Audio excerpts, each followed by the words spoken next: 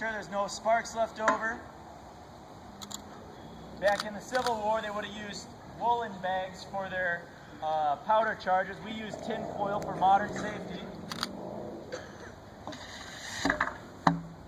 When the tin foil explodes, there's no burning pieces left over. Back in the day, they would have used wool. With the wool in the back of the barrel, it would actually smolder and burn. Some of it would be blown out the barrel, but actually a lot of it gets left. So it's really important for that number one man to really swab out the barrel.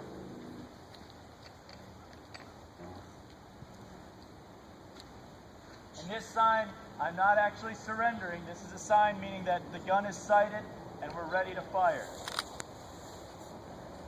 Ready. So if you don't have earplugs, might be a good idea.